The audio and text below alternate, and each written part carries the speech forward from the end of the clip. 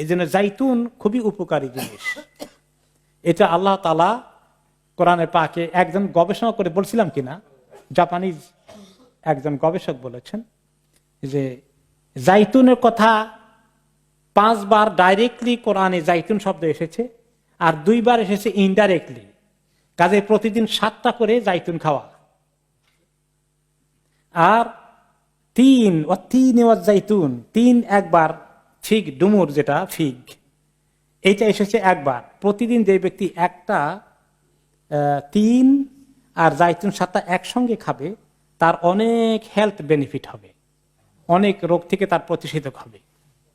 তো জাইতুন যে এত বড় নিয়ামত আল্লাহ তাআলার এই পৃথিবীতে, আমরা জানেন যে জাইতুনের তেল যদি মানুষ খায় তাহলে সহজে হৃদরোগ হবে না, হার্টের রোগ হবে না, ব্লাড প্রেশার, এগুলো অনেক কিছু তাদের কন্ট্রোল থাকবে, বেশি হবে না। ডায়াবেটিস, কোলেস্টেরল, সবকিছুর জন্য জাইতুন এবং জাইতুনের তেল দুইটাই উপকারী। আল্লাহ তাআলা এই জাইতুনের অনেক প্রশংসা করেছেন। মিন শাজারাতিন মুবারাকা বলেছেন বরকতওয়ালা গাছ।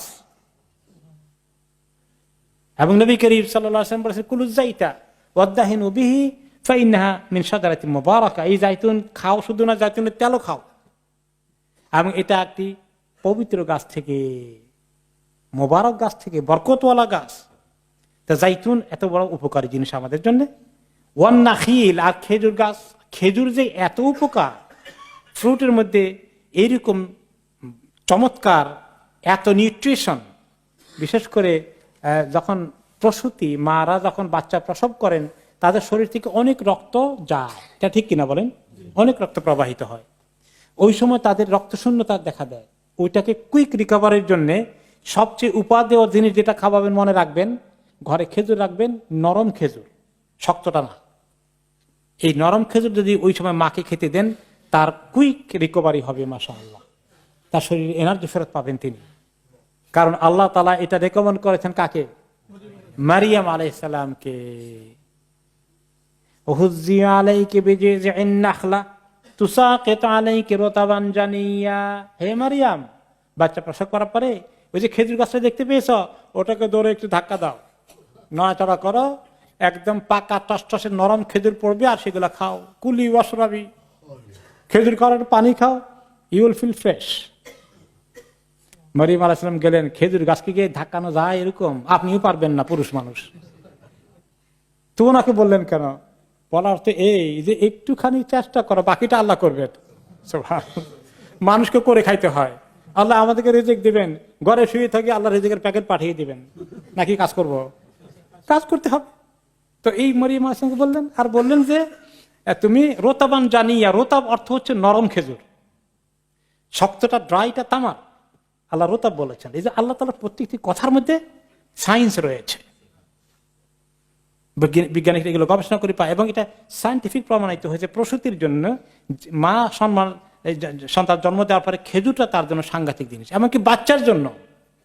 এই জন্য হাদিসে বাচ্চাকে কি করা হয়? এটা তাহনিক করা হয়, যে একটু খেজুর মুখে দিয়ে নবী করিম সাল্লাল্লাহু আলাইহি ওয়াসাল্লাম একটু লালা লাগলে ওই খেজুরটা বাচ্চার মুখে দিতেন।